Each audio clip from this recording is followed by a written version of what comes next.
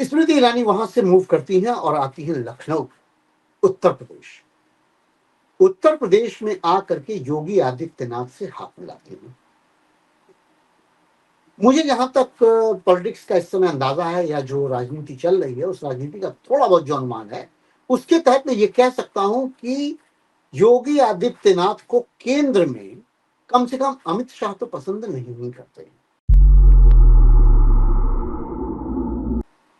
नमस्कार, मैं हूं हरिकेश कुमार सिंह और देख रहे हैं आप न्यूज नशा।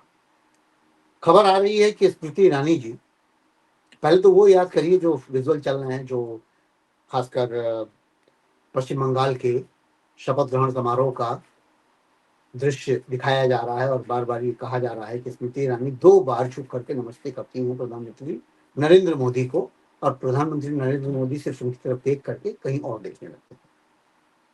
जब आप स्त्रियों का सम्मान करते हैं तो आप ये व्यवहार करते हैं। जब आप महिलाओं के सम्मान की बात कर रहे हैं तो आप ये व्यवहार करते हैं। जब आप ये लोगों को उदाहरण देना चाहते हैं कि आपके मंत्रालय में 5 लोगों में से एक महिला इसलिए भी है क्योंकि आपने महिला मुख्यमंत्री को बेदखल करके या हरा करके किसी तरह से उनको बाहर किया है, तो एक महिला आप इसलिए शामिल कर रहे हैं कि महिलाओं की इज्जत करते हैं।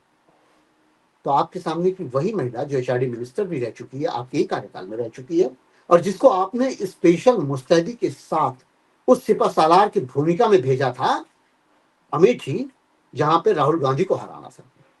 एक बार वो हारी थी, दूसरी बार उन्होंने हरा दिया था 50,000 वोट से, और जिसमें अमित शाह से लेकर के जाने कितने लोग लगे थे। और अमेठी के चुनाव में मुझे अभी भी याद है 2019 में जब उन्होंने हराया था, उसके पहले रातों रात 50,000 रुपए से ज्यादा, 50,000 रुपए से भी ज्यादा एक छोटे से इलाके में बांटे गए थे स्मृति ईरानी को जिताने के लिए।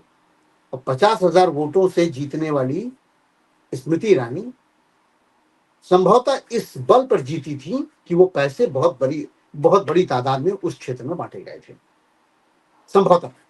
और उसमें राजेश मसाला, बहुत स्पष्ट बता रहा हूं, उनका भी हाथ था। तो राजेश मसाला को भी बहुत ज्यादा आप अगर सम्मान देना चाहें तो दीजिए, लेकिन मेरी नजर में तो यही कि उनका भी एक रोल था।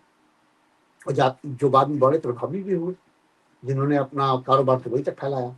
कारोबार फैलाना बुरा नहीं है, कारोबार फैलाने का तरीका भी बुरा होता है। तो जो भी है, कुल मिलाकर के स्मृति ईरानी को हराने में जो भूमिका निभाएगी, पैसे के थ्रू, अमित शाह की रैली के थ्रू, और आचार संहिता लागू होने के बाद भी ये घटना हुई। आचार संहिता का तो कोई मायने रह नहीं गया। मायने इसलिए नहीं रह गया कि दूसरी पार्टी या दूसरे दलों को तो तमाम विवाद से घेर दिया जाता है, लेकिन भाजपा, भारतीय जनता पार्टी जो सक्षम है, जो तंत्र में है, जो राज कर रही है, उसको ये समस्या नहीं आती। चुनाव आयोग भी ये जानना जाने क्यों नहीं देखता, समझ में नहीं आता।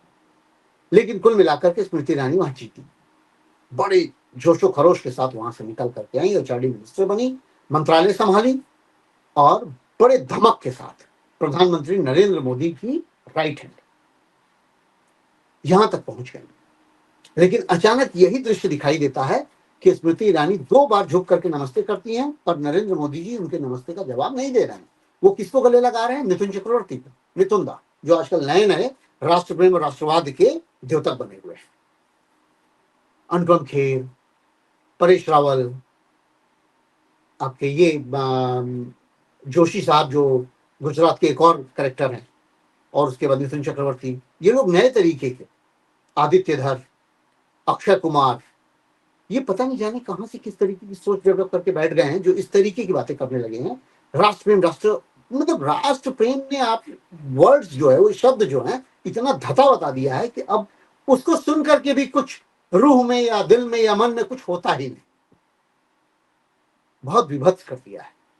स्मृति ईरानी वहां पर बड़ा रुआंसा सा चेहरा लिए हुए ये दिखाया जा रहा है, मुझे लगता नहीं कि ऐसा कुछ है।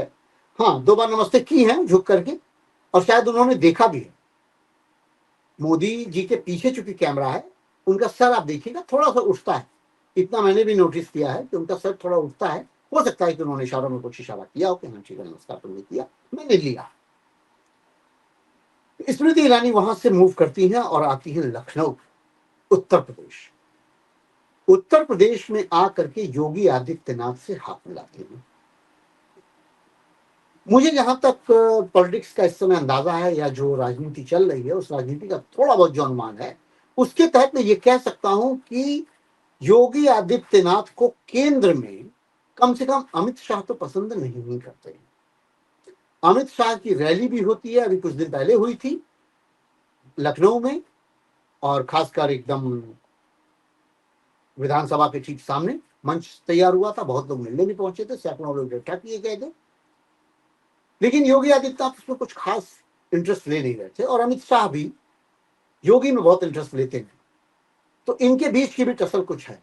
अब चूंकि स्मृति ईरानी उनसे मुलाकात कर बैठी है योगी आदित्यनाथ से, तो इसके बहुत सारे मायने निकाले जाने हैं। मुझे बहुत पुराना वाकया याद है। प्रकाश करात एक बार आए थे लखनऊ में, उस समय मायावती गवर्नमेंट थी, 2008 की बात है, और हम लोग सीपीआई के दफ्तर के सामने पूरी रात खड़े रहे थे ये जानने के लिए कि प्रकाश करात अगर यूपी में आए हैं, लखनऊ में आए हैं, तो मायावती से मुलाकात करने के बाद क्या हुआ, क्या बात हुई। प्रकाश करात ने कुछ नहीं बोला। रात को 2 बजे के आसपास वो चुपचाप गाड़ी में बैठते हैं, आफ्टर ड्रिंक, जैसा नेता है वो वैसा वो करता है।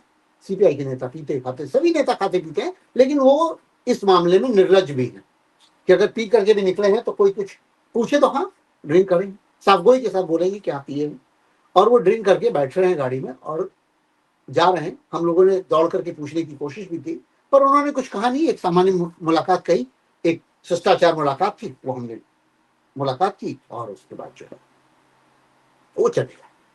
बहुत सारे मायने निकले पर निकला कुछ नहीं, हवा हवाई सब बातें। तो कोई नहीं जानता कि इस मुलाकात को भी शिष्टाचार मुलाकात कह दिया जाए, लेकिन पेपरों में, चैनलों में, रीजनल चैनलों में उत्तर प्रदेश के सब जगह ये बात आई कि स्मृति ईरानी मुलाकात की है योगी आदित्यनाथ से। अब ये कितना नागवार गुजरेगा अमित शाह को, कितना नागवार गुजरेगा योगी नरेंद्र मोदी जी को, जिसका अंदाजा अभी कुछ दिनों में लगेगा। लेकिन 2027 में चुनाव होने जा रहा है उत्तर प्रदेश में।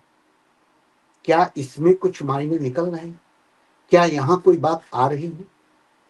कहीं ऐसा तो नहीं कि चूंकि स्मृति ईरानी ने अमेठी में अपना घर बना लिया है, वो यहाँ पर एक तरीके से वासी हो गई है, रहवासी हो गई है, यहाँ की बासिंदा हो गई है, तो कहीं ऐसा तो नहीं कोई की विधानसभा खुद मांग रही है या किसी विधानसभा के क्षेत्र से विधायक बनने की कोशिश में कि दोबारा अगर कोई इलेक्शन जीत रही है उत्तर प्रदेश सरकार, अगर योगी आदित्यनाथ फिर से आ रहे हैं तो हम विधानसभा में ही शामिल हो जाए, विधायक बन जाए।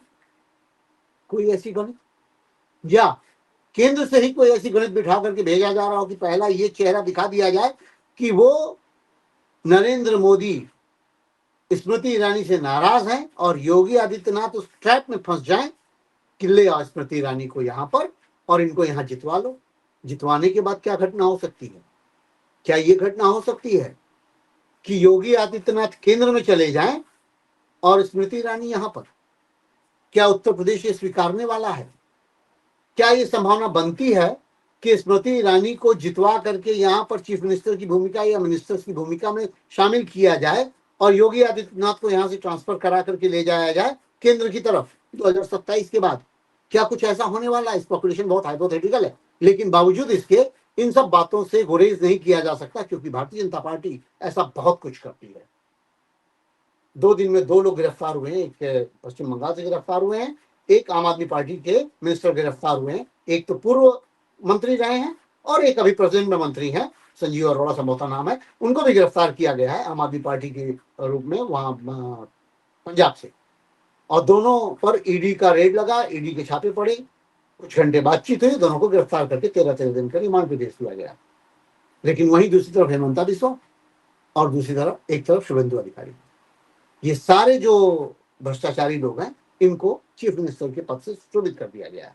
तो भारतीय जनता पार्टी कर कुछ भी सकती है, और इस स्मृति ईरानी वाली मसले पर मैं ये मानूंगा कि आने वाले 1-2 महीने में क्या अपडेशन होता है, क्या और सूत्र बताते हैं, किस तरीके की और घटनाएं आती हैं, ये उजागर होगा।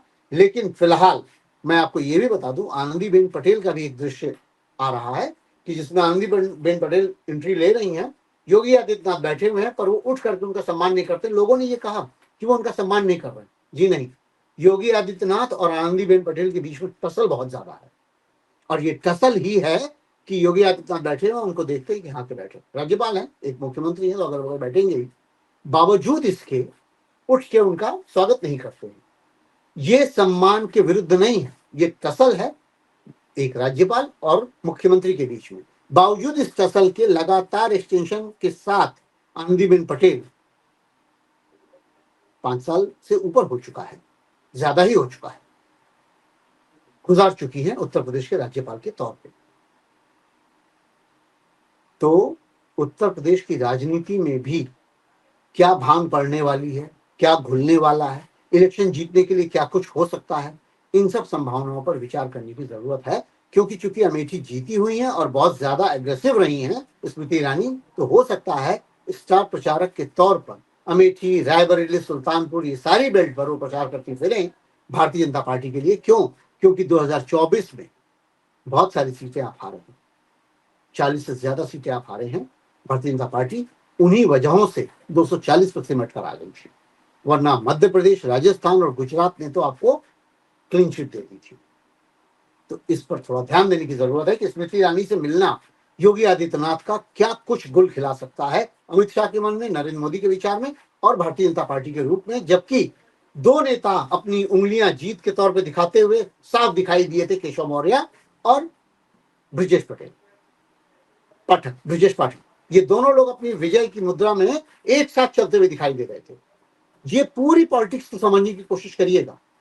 2 उप मुख्यमंत्री तब निकल कर आ रहे हैं जब कैबिनेट विस्तार हो रहा है, 2 ब्राह्मण चेहरे, दलित चेहरा, सबको बनाया जा रहा है मंत्री, 6 लोग बनाए गए और इसके आधार पर यह तय किया जाना है कि 2027 का इलेक्शन किस तरीके का हो। उसी में ये 2 घटनाएं भी जुड़ रही हैं। आनंदीबेन पटेल की तरफ देख करके भी कन्नी काट लेना और अगले ही पल स्मृति ईरानी से मुलाकात, और बड़े हंसते हुए मुलाकात उनके अपने आवास पर या चीफ मिनिस्टर हाउस में। ऐसी खबरों के लिए देखते रहिए न्यूज नशा। धन्यवाद, नमस्कार। और आप हमसे जुड़े रहने के लिए सब्सक्राइब करें YouTube पर, फॉलो करें Twitter पर और लाइक करें Facebook पर। और ज्यादा जानकारी के लिए आपको टाइप करना होगा सिर्फ न्यूज नशा।